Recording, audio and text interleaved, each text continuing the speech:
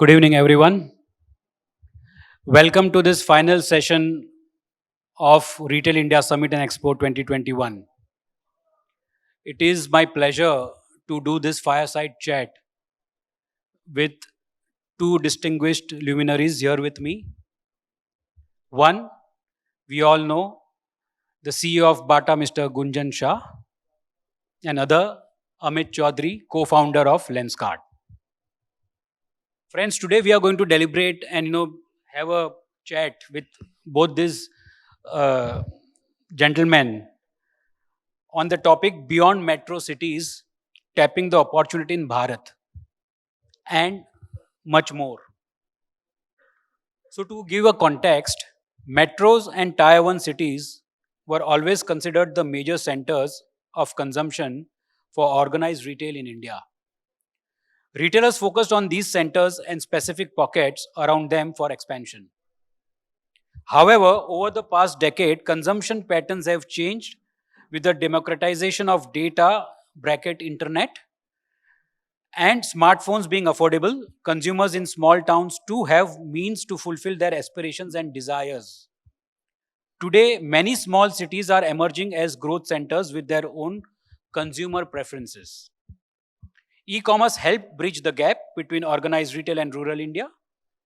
And this caught the attention of brick and mortar retail brands too, who began to turn their attention to Bharat for expansion. Between 2006 and 17, that is a 10-year, a decade timeline, Tier 2 and small cities received 5 times more investment in retail infrastructure than Tier 1 and metro cities. But the story isn't over yet. With internet penetration in rural India projected to grow by 45% up by 2021, almost 22% in up from 2019, the demand for omni-channel retail for Bharat could be the next big thing. Why should retailers look beyond metros? How can they tap the opportunity that Bharat offers?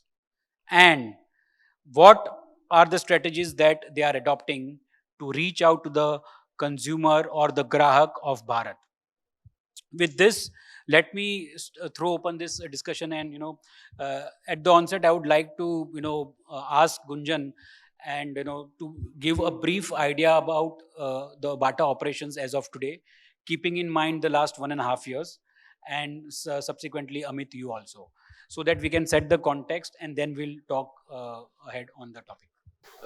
And thanks RAI for for inviting me here.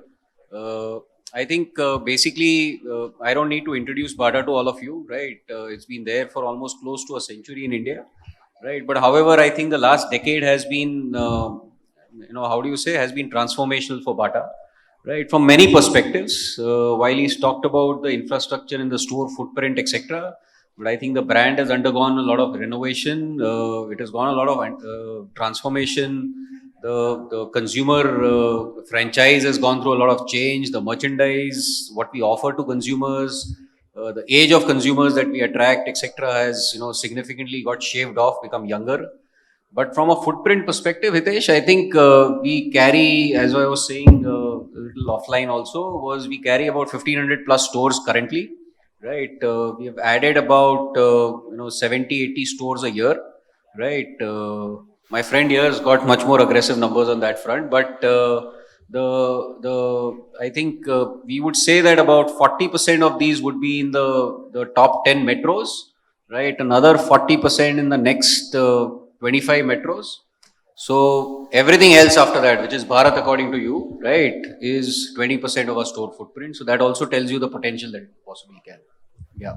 Yeah, Amit, about Lenskart, please. Everybody knows, but introduction.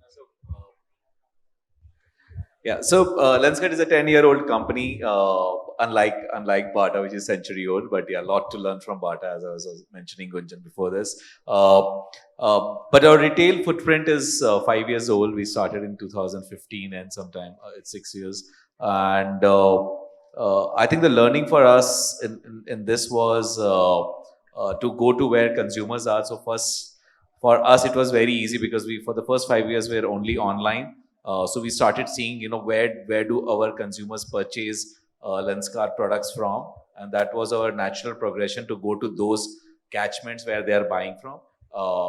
While we were doing that, we realized that these are mainly metros, because internet then, if you see the statistics of 2011 to 2016, or first 5 years of existence, it was mainly internet was more prevalent, and e-commerce was more prevalent in the top cities. But eventually what started happening was, with everybody having a smartphone, and mobile networks becoming very, very easy to access, everybody has access to apps and e-commerce, it also went ahead and moved on to tier 2 and tier 3, and that is where our learning also came, that why don't we also move on to tier 2, tier 3. So today, in our footprints perspective, we are approximately 1,000 stores, in which the top 50 cities are 650 stores, and the rest are all in tier 3 and beyond, a total 220 cities or something like that. 220 cities. Awesome. And how many cities, Gunjan, for you? Cumulative number of about 400 towns. 400 towns. So that's awesome. That definitely Bharat has been covered here. So the another question that comes up is, how different is the consumer preferences in India versus Bharat? And when we say that, let me say, okay, metros versus non-metros, or tier 2 till some extent, okay, but 3, 4 onwards. So how different would be the consumer preferences would be according to you, Gunjan? Yeah, so I will answer it this way, right?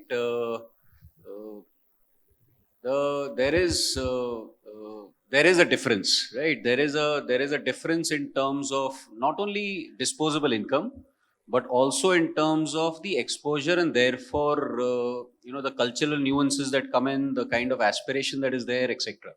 So there is definitely a difference between, let's say, the top 35 cities and the rest of the lot, I would say, and it's a progressive one. However, right, the base is so large, right, that even within this, so even within, let's say, even within a Mumbai, you will have a Dharavi and you will have a South Mumbai, right? You will have a Nariman Point, etc., right? And similarly, right, for a population which is, rural itself is 65%, right? If you include all the next left of cities, then you're talking of almost 85% of India's population. So within that, the premium segment, right, even the top 10% is a massive number in terms of consumers. And that segment is no different, right, even now, right, even 5 years back, right, from the ones that you and me and many others in the metros or the top cities are, right? And it is getting even more so, right, because people are aspiring, their exposure is far better, digital penetration has made them see the same things that you and me see out here, and that is causing all the aspiration backed by an increasing per capita income, and therefore rare propensity to buy everything that the people in the metro buy, right? So that's how I would see it. Okay, right? So there is a difference, but it's increasing, getting narrowed. And according to you, what is the difference, Bharat and India? I think consumers for us are same everywhere. It's just the expectation which is different. So if you see a delivery time expectation in the metro city would be next day or same day, but it might be a little different when you go to a tier 3 or a tier 4. Or for an example, if you want a eye checkup in Delhi, that has to be that if you are coming and you're not willing to wait. But probably in a tier 3, if you see a queue on a Sunday evening, you'd come back on a Monday, or or wait there for 1 hour for your chance to arrive. I think expectation is a difference. Like in a metro city, you won't travel more than say a kilometer or 2 to get your pair of glasses, because you have so many options. But I had this experience in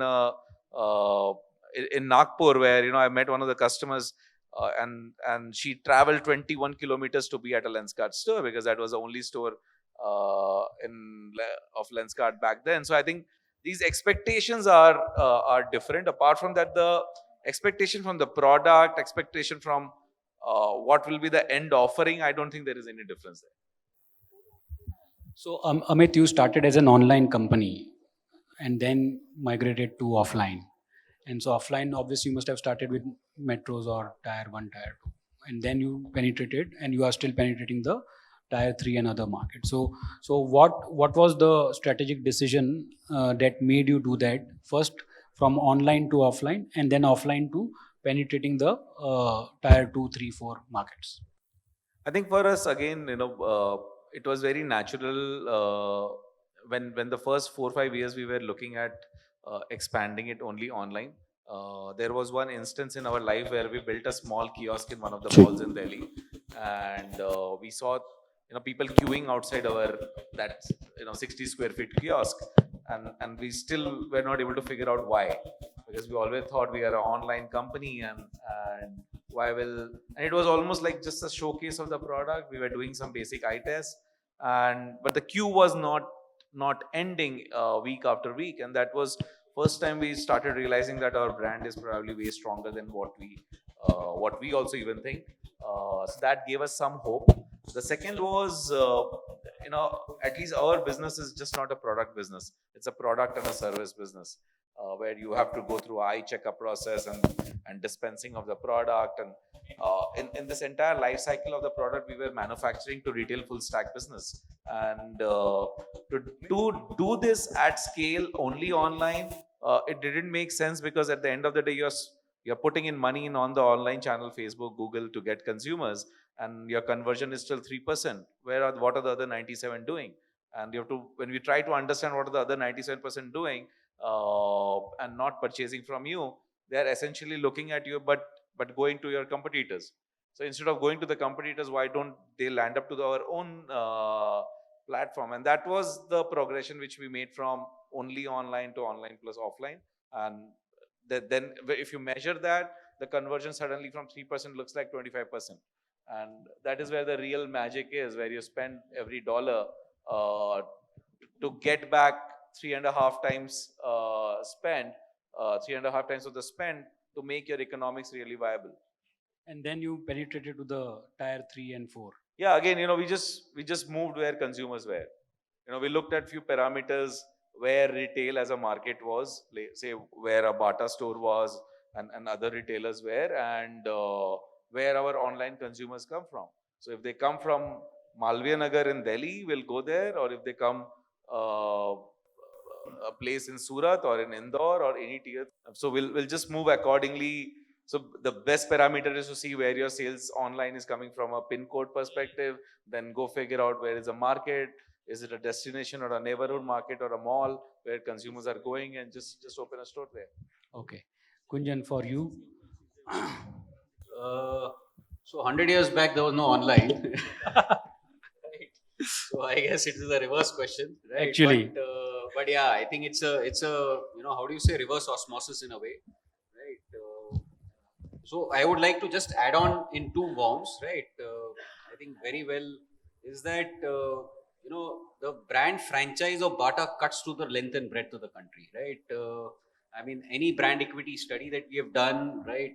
I stand on a lane in Meerut and I ask 10 consumers on the road, right? Most probably 9 or 10 out of 10 would say they know what is Bata, they know what it stands for, etc., right? So there's amazing awareness, and it's been created over decades, right?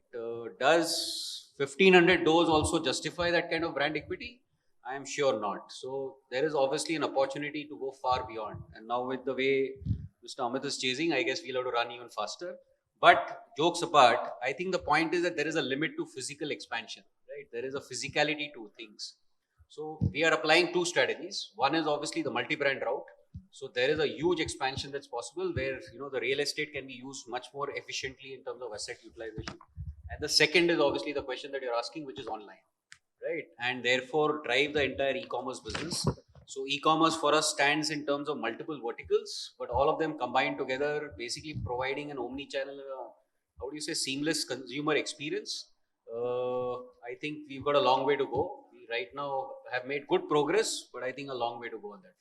So taking this point ahead of omni-channel or online, and right now I'm sticking to the Bharat. So Amit and Gunjan, both of you, how are you reaching online to the Bharat of India? Because two questions: one is online, other is offline. Offline, you have got a franchising strategy, so to appoint franchises. In your case, Amit, what would be your strategy? And so first is the online piece. How are you reaching out? out. And when I say how are you reaching out is through all modes, we all know. But anything specific that you guys are doing to reach out to this, these markets? Because we want, the question here is, how do we reach out to these tier 2, 3, 4 cities? See, I think the good part what happened in COVID was a lot of people moved from cities to their original hometowns, which is in tier 2, tier 3, tier 4.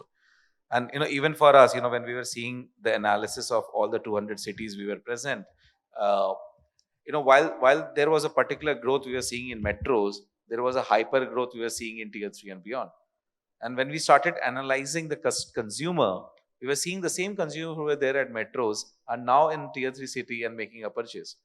And that influence, of consumers who were there in metros now going to a tier 3 city and making an influence not only for themselves but to their family is a huge impact. Yeah. And I think earlier, 3 years back, when you would have asked this question, it would have been around dependence on telecom or internet or access. Even providing access while you do TV advertising on GC would have mattered.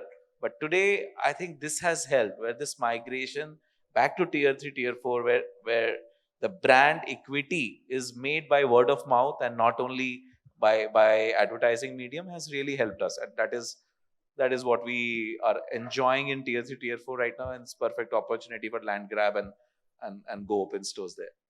And in your case, Gunjan, the online part in the tier 2 and 3, because as you rightly said, 1500 stores, 1600 stores will not make justice for a brand like Bata, obviously the brand equity that you carry. But what are the special initiatives or things that you have done to reach out to these Bharat cities? Actually, then it goes beyond just, see, what's happening is this exact phenomenon that Amit just talked about, right, is reflecting purely in numbers also. So our average selling price, right, the gap between, let's say, tier 3 to tier 5 versus, let's say, the top 2 tiers, right, has significantly narrowed in the last 2 years, right, and which is in a way substantiating the phenomenon that Amit just talked about, right. So what it also shows, right, is not only the aspiration, but it's substantiated by actual purchases. So there is money in the wallet, right, and therefore everything else, right, the consumer experience in the retail store, your merchandise, the kind of products that you sell, the mix that you sell. So you need to then cater to that kind of an aspiration of a person who's reverse migrated, right? That same IT engineer who was sitting in Bangalore or Chennai or Hyderabad or whatever, Delhi, Gurgaon, is now sitting in, let's say, for example, Tirupur or some other town, right? And he needs the same thing. His income is the same. His exposure is the same, right? So I think that involves everything being looked at all together, 360 in terms of experience. I think even the Omni experience will get replicated, right? So we are expanding even our Omni channel, right, to make sure that the consumer sees that same seamless experience. We are right now at about 800 out of these 1500 doors. I think very soon in the next quarter we should be at about 1200 doors, and hopefully very soon the entire universe of our stores. So yeah, that's how we are tackling it. Sure. Amit, before I come to the omni-channel part with Gunjan and what initiatives Bata has taken, in the omni-channel space, Amit, how do you select the store in a Bharat, And this is actually a normal question for people who are in the business like you all. But if you can, reiterate that, what is the thought process that goes in Amit Chaudhary's mind when he goes to a Bharat town and wants to select a store? So what is it that goes into your mind? I think from very start, when we started our expansion journey, we as a team we are computer science engineers who started this business, and the whole idea was, can we just do it online? But when we realized that Indians don't even know their eye power, unlike shoe size, we have to do something and go beyond what we have thought, and that was a pivot we made. But when we made that pivot, we did not want to just do the normal route of store opening by going by gut or using third party data to do it. What we realized that, can we really do some AI work over it? And when I say AI, it's actually when the machine is learning with all the retail parameters, it's freely available, where what retail is where at what market. You choose to find category. Like I was telling Gunjan that we are big fans of Bata because the value consumer which is coming to Bata is very similar to the value consumer which is coming to Lenskart. So when we were zero, we were shadowing Bata, and we still continue to do that because we have to go and understand what is the consumer base. But to understand that psyche and build it on a machine, and also marry it with the data which online users are already coming in from Bharat, and then pinpointing it exactly that India is divided into say 7,000 markets, out of which for the next 3 years these 2,500 markets make sense for me. I am already present in 800 900 markets. What are the next 1,500 catchments, and focus on that. Is more of a usual Lenskart way of opening stores, and that is what whether it is tier 4, tier 5, it doesn't matter. The logic remains the same.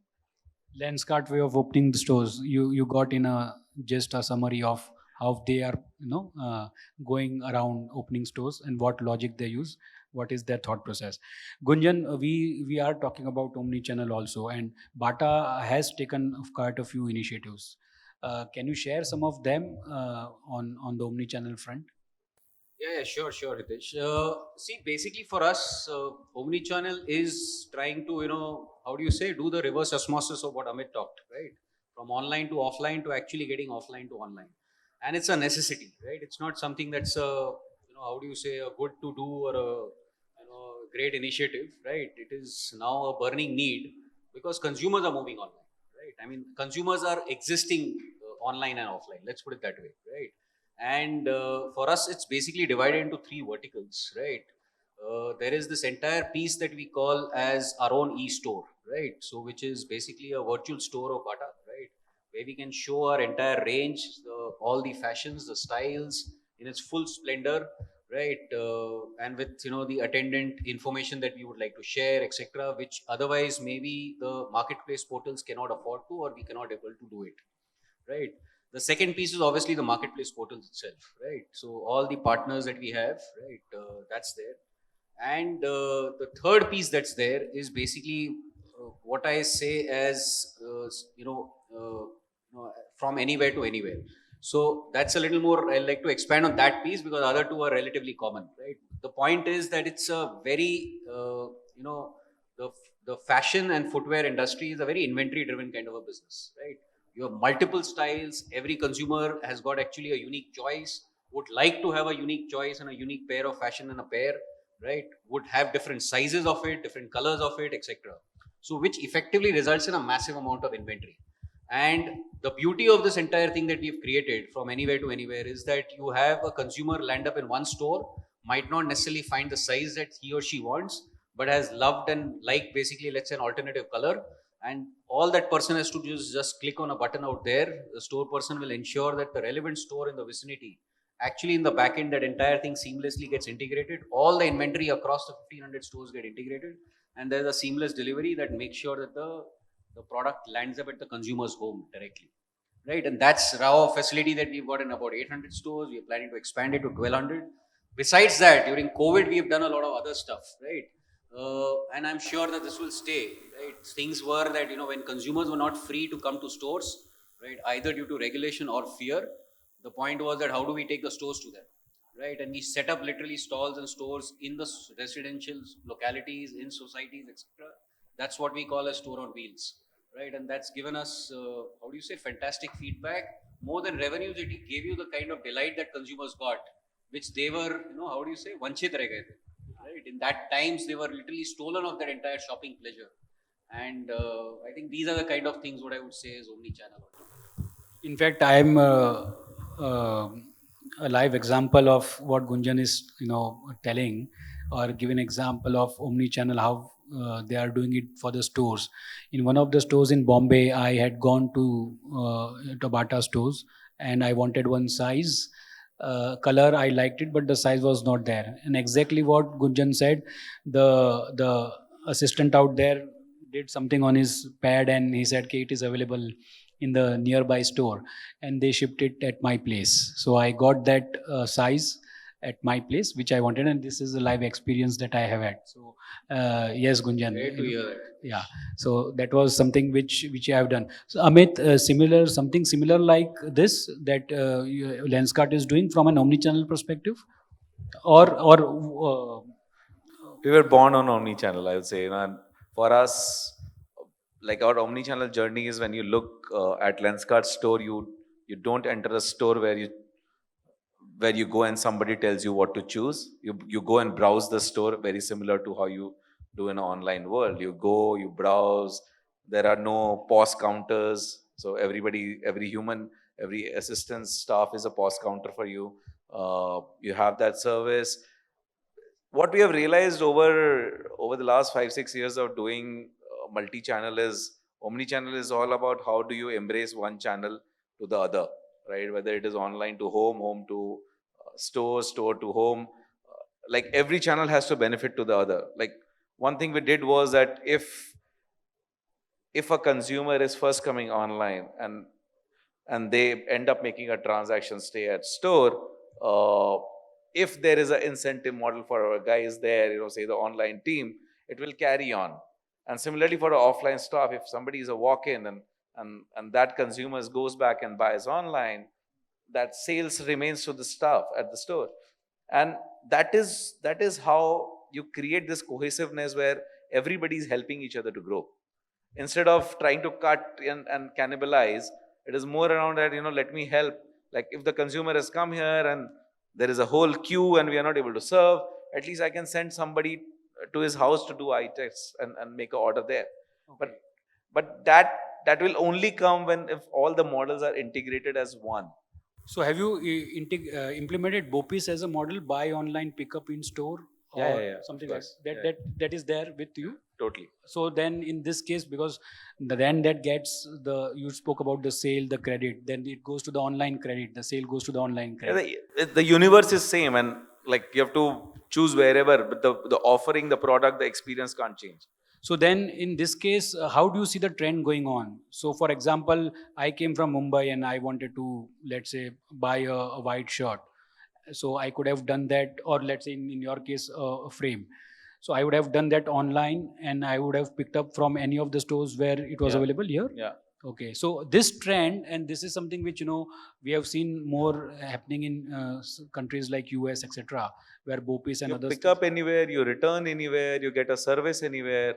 So is this the philosophy of Lenskart as well? Yeah, we were born in that philosophy. Okay. What is your view? How is this different or similar to Bata? No, very similar, right? So I think one piece that he hinted towards, which is basically something called the loyalty program. So if let's say, and we've got a whole bunch of loyal consumers, right, who have bought for us not only years but maybe even some of them are decades. Right? Hopefully Hitesh is one of them, right? So the point is that these consumers have been basically have been participants in a loyalty program. Now that same thing has to seamlessly flow. The consumer should not see a disconnect. That if the consumer is buying from my e-store or is buying from my physical store, right, there should be no disconnect whatsoever.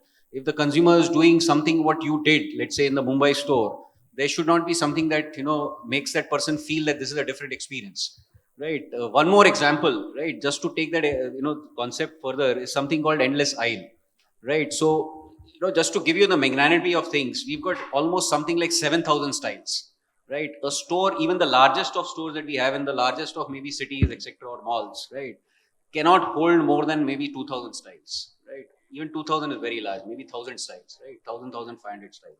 And then you've got obviously multiple sizes against it. So there is a limitation to what physicality can present. And therefore, in the store, there are browsers available where a person can actually there seamlessly move online and see the entire 7,000 lines which are available on the e-store. And therefore, online order it. If it's available in the store, great. If not, then it anyways goes through the experience that you mentioned. So these are just examples of this entire seamless, consumer experience. We just stopped it by also having augmented reality to try it and buy it, even if you don't have the physical product. And how often you have used WhatsApp? This is a generic question. Many people had asked this last time to me. Okay, how are retailers using WhatsApp to sell their products?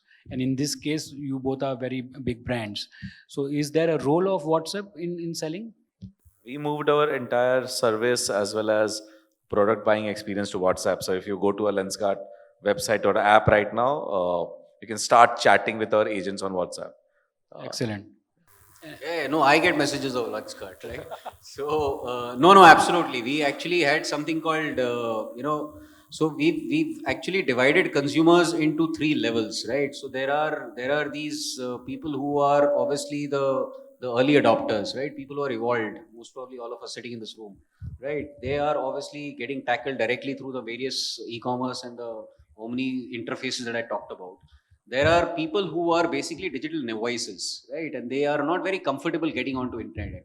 They are the consumers that we want to target through the WhatsApp route, because that's something that most probably I think anyone who's got data on their phone, they have a WhatsApp, right? So basically shopping, which is through a chat shop, right? And therefore being able to just start a shopping journey just by saying hi is something that I think is a parallel of what he's just talked about. And eventually we want to get to a mechanism wherein even people can even call back, right? Let's see when we get there. Sure. So this is the transformation, digital transformation that we are talking in the morning and throughout the day. And these are the live examples. Now coming back to the Bharat part of it, Amit, this question is, what are your challenges, to expand in the Bharat? And then so opportunities we did mention. Gunjan gave the statistics at the start, and you also mentioned the reasons why one should enter into the Bharat part. But what are the challenges that you are facing? Because every retailer, because one thing that I have understood is, it is easy to penetrate there, but the cost of sustaining that is always high and it's a risk. So can we afford a entry or expansion of stores into Bharat, or at least beyond 2 or 3 tier cities? So what is those challenges? What are those challenges that you are facing? No, I differ from your point there. The cost is high. I think the cost is not high. In fact, uh, like at least with my experience of whatever exposure. Opportunity cost? No, not, or maybe. I think the cost is to manage the consistency of experience, right? When we are sitting in our office in Delhi and we are imagining all our stores, we want a consistent experience all throughout. And while it is way easier to probably get to that consistency in a top city because you will have, you can put your team to it. But if you have a single store in a particular city in a tier 5, you can't put a supervisory team over that. And that is where the struggle is, that how much supervision you can do to make sure that that is consistent. I think that notional cost is more important than probably the store economics, because store economics will definitely be better in terms of percentages. It will be way better than a tier 1 tier 2 city, because the rental eats you away. And like I have stores even at 10,000 rental and 15,000 rental generating same amount of revenue probably in a tier 2 city, like. And that is a real benefit. And Bata rentals are 100 years old. I'm sure there are a lot of these kind of 100 rupee rentals. But yeah, the real cost is rental and the staff at the store. And the staff at a store in a tier 5 is low. Revenue is high because it's the only store in a 1 lakh population, 2 lakh populations of consumers are coming in. So I don't think the economics matter there. It's just the consistency which is a costly affair. Then how about the sales? Because then it commensurates with the sales also, right? Sir, if I don't know. I'm asking you. if you're giving access to those people who are probably the richest and we don't know about it, Yeah, that's real India, that's real Bharat, whatever you call it. I agree to that point. Yeah. So what would be the challenges for you to expand in beyond tier through 3?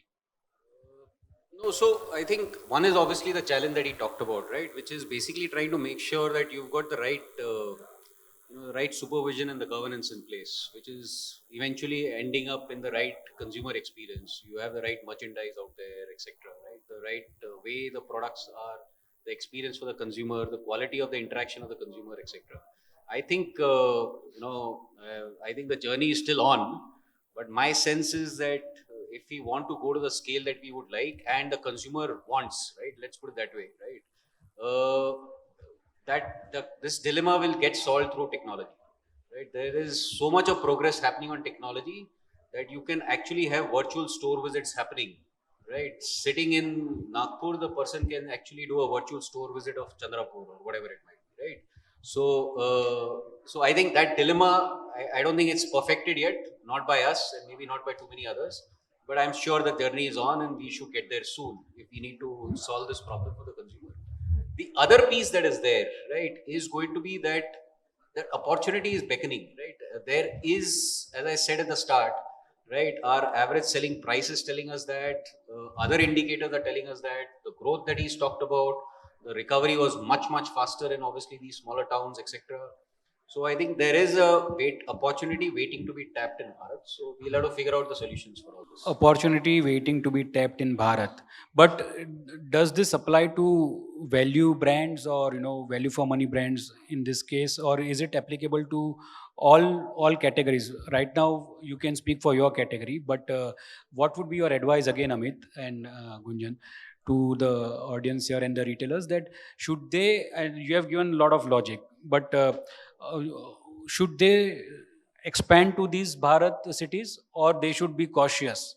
Because you have not arrived there overnight. You have gone through all those successes and failures and learnings.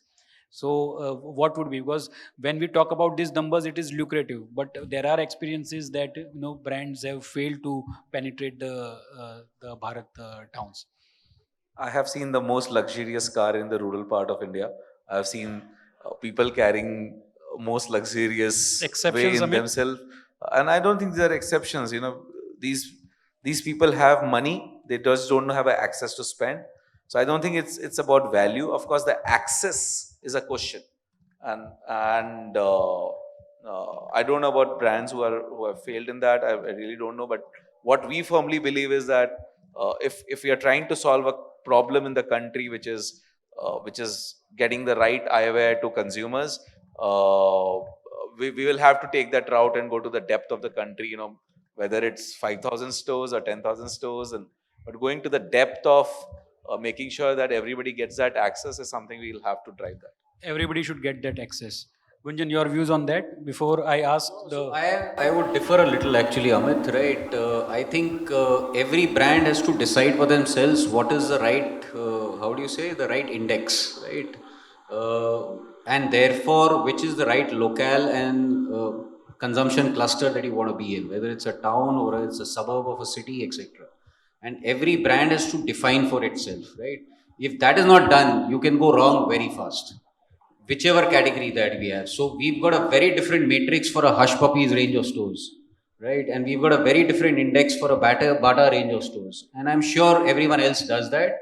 There have been cases that things can go wrong, and the worst thing that can happen is what you mentioned earlier, which is the consumer experience goes wrong, because that will stay, and that memory is something that is going to rub off negatively on your brand for times to come. So yeah, I think there is how do you say, a risk weighted kind of a approach that should be definitely done by each brand.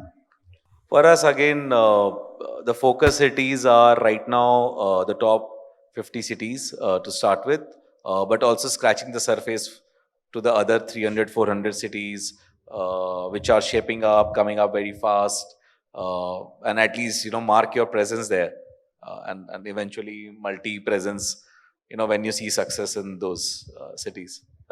Yeah, I don't actually, even I don't know the list of cities, so to be frank. But I think, strategy broadly, Hitesh, is split into three parts, right? From a store footprint perspective. One is, I think, in the larger metros, we would all like to make sure that basically we've got the right imagery stores which lead the brand, which lead the merchandise that we want, right? Which give the, how do you say, the best in class consumer experience, etc. Right? In the middle rung of towns, we would like to make sure that many of these are single store towns that have done really well. And I think the towns have expanded because, see, over decades, and especially over, let's say, 15 years, towns change. They change dramatically beyond recognition, right? And what was a great location, let's say 12 years back, is no longer the only location or a consumption cluster, right? So there is opportunity that is there for the taking. You've got to build brand, you've got a franchise already built in the town, etc. And the third is obviously looking at further towns where basically we feel that there is enough index weighted consumption cluster that we have a right to win and succeed. So with this, Amit, I would just like to ask the final question. It's more what Kunjan spoke about the strategy. What would be Lenskart's strategy for the coming year? And let's restrict ourselves to 2022 or 23, not beyond that. Uh, our strategy, I think, is very clear for the next year at least, is dominate where you're already there. explore where you are not there, and learn where you are not doing well. So yeah, it's pretty simple and very tough to execute on ground. But yeah, this is what we are focusing on for the next 1 year. Gunjan? That covers everyone's strategy actually. Actually, it was at 30,000 feet. Having said that, yes, it is most relevant. Friends, we were discussing today about the whole deliberation that we had was on the Bharat part of it, where we beyond metro cities tapping the opportunity in the Bharat, and that's what we have been seeing throughout the sessions. We have seen omni-channel and technology, digital transformation, etc. But what we have heard today from Gunjan Shah and Amit Chaudhary of Bata and Lenskart respectively is the opportunity in Bharat is humongous, and retailers will have to look at it, from a very positive lens. Economics were also discussed. Obviously, each retailer has their own economics, so I will leave it up to them to take a call. But here are two great brands, one who started online and now successfully an offline brand as well, and obviously a unicorn. And the second one is a 100-year-old legacy brand, Bata. So both of them are penetrating the Bharat's cities, towns, and there is a humongous opportunity. I would like to, before I close this, I would like to ask the audience if they would like to, ask any questions or not. Yeah, my name is Sujata, and we basically run an exports company, Soil Soul Merchandising Private Limited. But we are actively looking into getting into the retail space in maybe the next 6 to 8 months. So, to to Mr. Shah, before I even begin, let me just say that for most of us in India, I'm from a very small town. I was born and brought up in a very small town before I moved to Delhi, maybe 17 years back. So Bata is not a brand, it's an emotion. And for most kids in India, the first pair of shoes was Bata, and it still has to be Bata.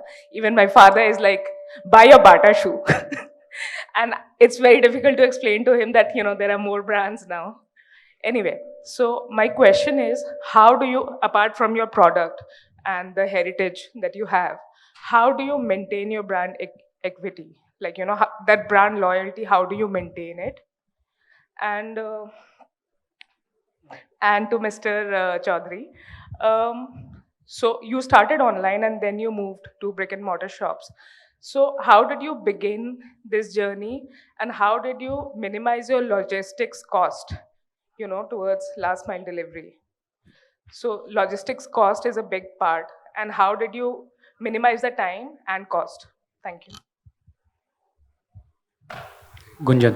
I'll go. Thanks a lot. Keep loving Bata, right? And we'll give you enough reasons for it. It's a very broad question, right? And there are so many facets to brand loyalty, right? But at least I believe, right, is that product is the center of at least the consumer business, right? So you have to have a product which is basically meeting and most probably, right, if you want to be successful, then you got to be exceeding consumer expectations, right? Consumer expectations are critical, right? You can be a Maruti 800 and beat consumer expectations. You can be a Mercedes and still default on consumer expectations. So that the formula has got to be very clear. So I feel the product is always at the heart of it, right? And that's what we believe in, right? You've got to move. The second piece is that you've got to move with the consumers, right? It's not easy. Very few companies last for so long, right? All kinds of analysis you can read on the internet, right? The Sensex that was there 40 years back, and the Sensex now is very different. So you got to change with consumers, right? If you're super successful, you will be able to anticipate consumers, right? But a sure way to failure is that you're not even able to match up to consumers when they move, right? In terms of their aspirations, their requirements, etc. So one of the big shifts we are seeing, for example, live right now, right, is a significant move from, to casualization, right? in terms of footwear, right? People have been, have been forced to stay in the home, right? And there's no way that you wear, brown shoes or whatever you call dress shoes, etc. Right? You don't wear ballerinas at home. What do you wear? You wear casual footwear that gives you comfort, makes you feel relaxed while you're anyways doing your video calls, right? So that's something that's now going to be a trend, which we believe is going to stay even when the world opens up, as and when it does, right? And that some of it will get retained. So there's going to be a whole bunch of consumer expectation that is going to be there for a certain kind of styles and footwear, which is retaining the comfort that they were used to over the last whatever years of COVID, but get back into something that is slightly more formal or approachable in office, etc. So these are just examples of it. Then you got to make sure your brand is relevant, etc., etc. But I feel that these are at the heart of it. Thanks. Thanks. Amit, your I think very quickly, omni-channel is a perfect way to reduce your logistics costs over a supply chain, because uh, it's almost like a hub and a spoke. You're distributing your products not via third-party courier service or anybody. You're actually using your store network to distribute to the consumers. So that saves a lot of cost. You can take the next day air to make sure that your product reaches on time. That saves time, saves cost, because you're assembling all of the products together in one parcel to that particular store which is distributing nearby. That is one. And it also helps in reverse logistics, which is generally a very high cost, especially in a e-commerce environment, because you have to pick it up from somewhere. It's almost like a dual cost for every reverse logistics, and that just helps reduce the cost overall, because you're assembling the product at one and bringing it back to your central warehouse. Yeah. So overall, it's a good way to reduce your logistics costs and supply chain costs. any other question? Oh my God, 1, 2, 3, 4. We have got 10 minutes more. That's the reason I knew okay, Amit and Gunjan, there would be a lot of questions. So I just stuck to Bharat because India is here and India wants to ask question as well. Uh, Hi Gunjan, my name is Nilaksh. I represent Agio Business. When you talk about endless aisle, what is your take on the adoption of endless aisle in Bharat? Did I understand it right? What is your take on the adoption of endless aisle in Bharat? Because the reason is that endless aisle, when we see the adoption is even in a lower percentiles, even in the metros. And when we're talking about Bharat, where people are now using the internet just for a TikTok or a YouTube and online shopping, and that too through an endless aisle where they are not seeing a physical product. Touch and feel is missing there. Right. No. Actually, a great question. I'm sure it is changing, right? And obviously, I think the lockdown must have aided that change, because people didn't have an option, right? The touch and feel was not there, right? But you're right. It's significantly lower indexed, right? The penetration, the adoption, the comfort with something on the internet, or mera paisa chala jayega, or when will the product come, how will it come, etc. Right? It's changing very fast, but you're right. It's lower indexed significantly. What I was talking about is actually meet. How do you say, where the horizons meet, right? It's basically where the consumer comes to the store, touches and feels, and then says that wow, I like this size, I like this style, but I need a different color, right? So show me all the colors that are there. Now all the colors are not there in the store. I simply cannot provide so much of merchandise and I can display it, right? The physicality is simply limiting. So what does the salesman do there? The store guy just simply opens up the app and shows the scroller and says these are all the colors that you want in this style. And that's what I mean by endless aisle. And there are various other angles to it, right? I want something for my wife in a similar color. I want something that is in a different style, maybe for the same size, etc., etc. So that's what I meant by endless aisle. So it actually meets the touch and feel to the endless limitation. I mean, unlimited styles that are available. Yeah. Oh, please. Yeah, hi, good evening Gunjan, good evening Amit. I am Avneet from VMart Retail. So I have very two pointed questions to each of you. First to Amit.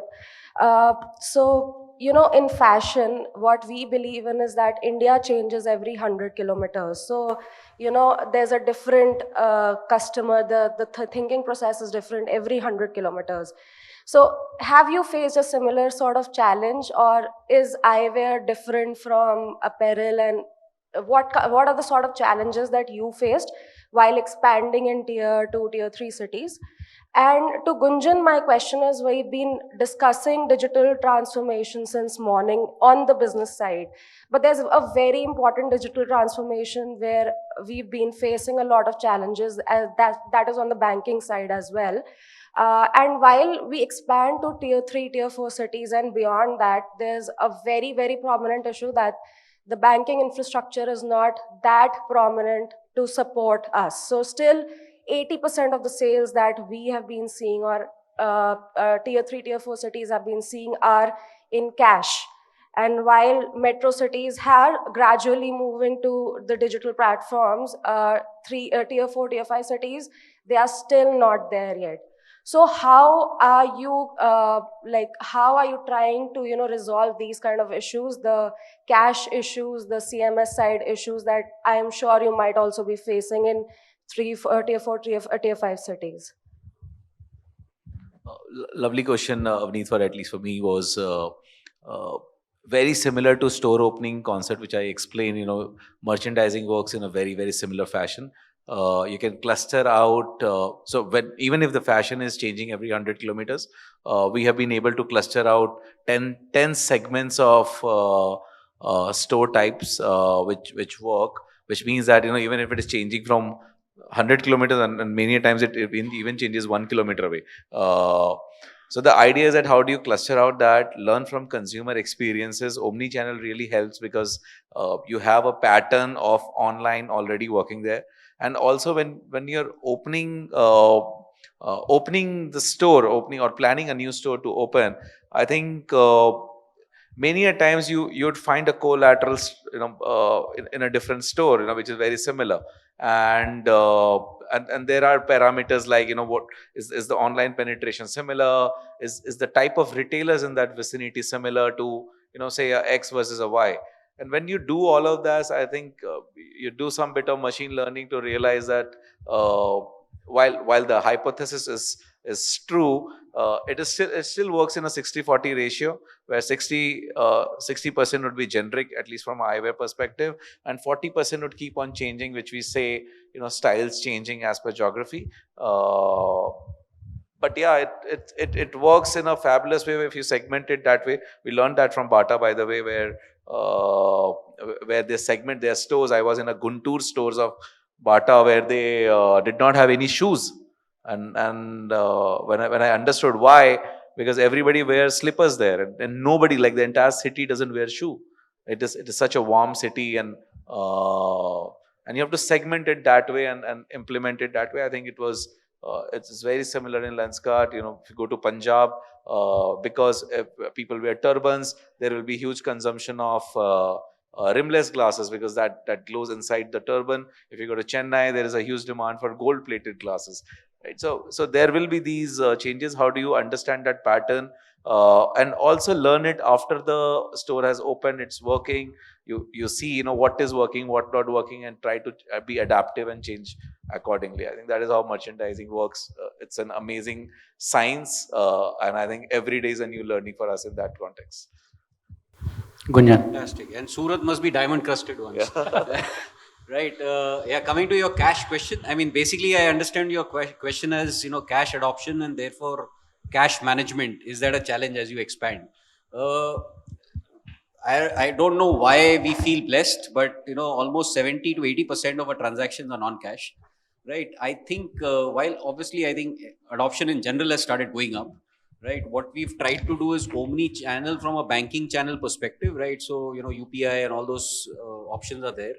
Right. What has also aided, right? We try and aid this entire thing from, making sure that a lot of the promotions that we run, we link them to basically adoption of a digital payment, right? So use your card, use UPI, use something else, right? But basically make sure that it is, as you have rightly said, it is hassle-free, right? The chances of any kind of a wrongdoing is much, much lower, right? Or almost zilch. And more importantly, it dramatically reduces float. Right, and working capital is very, very critical in a spread out kind of an operation. Right, so I don't have exactly the answer to you, which is whatever we do with that 20% is, I guess, what everyone does, but we try and minimize it, and that's what we are progressing. So yeah. Hi, I'm Mayank Mohan from Mohanlal Sons. So I have one question each. To Amit, my question is that as a Bharatiya brand, when you go outside India and you open stores, is that a challenge for people to trust an Indian brand, a made in India brand? That's the question for you. For Gunjan, my question is again coming back to Endless Aisle. So when you're using tablets at your stores, what percentage of revenue are you actually generating from that? I don't know. Should I answer you right now or at the bar later in the day? But Mayank, I think we have been debating internally. That how we should see our brand, and of course it's made in India. We love the fact it's made in India. Uh, we want to tell to the world that it's made in India. There's no shame in that. Uh, but eventually, I think when like 2.5 years back when we started in Singapore, that very moment we thought that we are a global brand. We intend to become that. So let's keep it that way. Let the frame say we are made in India. But we have to still act local. We have to still hire locals to make sure that the brand is perceived in that very way. Uh, till at least we have just been to Singapore. We are starting Middle East and US probably next year. The idea is just stick to the core that consumer is the end winner. You have to give a good product, good service, irrespective of the geography and country of origin. We should be proud of the fact that we are doing this in India and supplying it to the world, and just sticking to that and making sure we do that consistently well, and give a challenge to the other German or Japanese manufacturers that India can do better. Gunjan. Jai Hind, but so about 4 to 5%. Thanks, Gunjan and Amit, for enlightening session. I'm Deepak from Calcutta, and I'm a marketer by profession. Right now, I see a lot of my clients going to tier 3, tier 4 cities. We do help 3,000 clients. We have helped 200 Khadim store launch. But right now, when they want to go to tier 3, tier 4 cities, they're very confused like what kind of channel will work good for them. We see Bata everywhere, like whether to go digital or traditional media. Traditional media becomes expensive channel. So the other modes are like SMS, Facebooks and all. But then the marketing team argues that people will not be on the Facebook in Bihar or Nagaland, those places. So I get very confused how to answer this. If I can learn from both of you, because Bata and Lenskart are everywhere, how do you do marketing for tier 3, tier 4 places, and what has been the success? If you feel people are not using Facebook in Bihar and Jharkhand, go watch Jamtara. And how they're duping money to the entire country using that. Like I don't have an opinion here because I feel India 1 billion people are on digital. That's the only way to showcase your brand in a very effective way. Marry it with other channels of television and probably some newspaper and media, but the idea is everybody is on digital. I'll be surprised to know that a household in India is not has one touch a footprint of a digital right now. Like it will be very, very rare. Gunjan. See, it depends on your objective, right? If I am, so I'll give you some examples of this, right? If I am advertising for potential franchise partners, right? I am trying to basically entice inquiries in a market where maybe I don't have. I actually encourage my existing franchise partners to open multiple stores, right? And most of them are happening that way. But there are certain blind spots and areas where I don't have, or maybe the existing guy is finding it too far away, etc. Right? So when I advertise in that, then obviously the right medium for me is to use actually the digital medium. So I absolutely back that. I think I don't know. I think Hitesh has the numbers, which is how many internet adoption etc. would be.